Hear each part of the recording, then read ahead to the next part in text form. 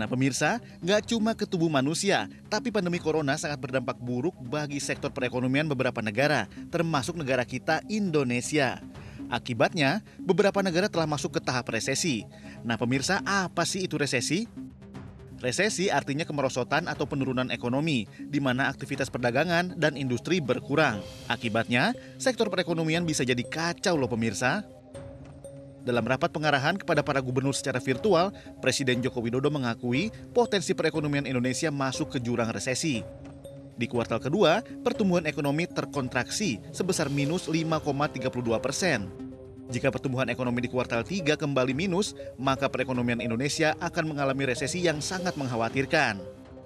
Pemerintah memiliki waktu 1 bulan untuk menghindari resesi.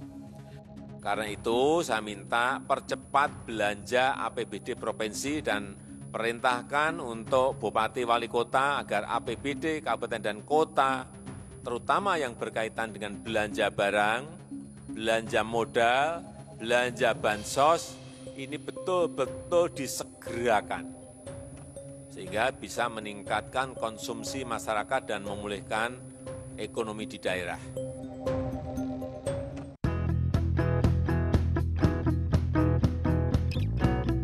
Pemirsa, ancaman resesi ekonomi terus menghantui seluruh negara di tengah pandemi COVID-19. Ada banyak hal yang perlu diperhatikan masyarakat, mengingat resesi bisa berpotensi kehilangan uang dan pekerjaan. Dan berikut tips agar masyarakat tetap bertahan di kala resesi.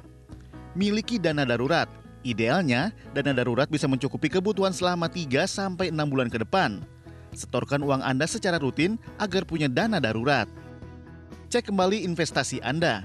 Bagaimana kondisi investasi Anda ketika resesi terjadi? Jika merasa investasi yang dipilih akan rugi, segera cari investasi yang lain. Berhematlah, kesampingkan kebutuhan jangka pendek yang tidak perlu, seperti mengganti mobil baru atau membeli rumah baru. Dan terakhir, lunasi utang secepat mungkin, baik kartu kredit, pinjaman pelajar, utang medis, atau jenis pembiayaan lainnya. Semakin banyak yang dapat Anda hilangkan, semakin sedikit pembayaran yang akan Anda miliki.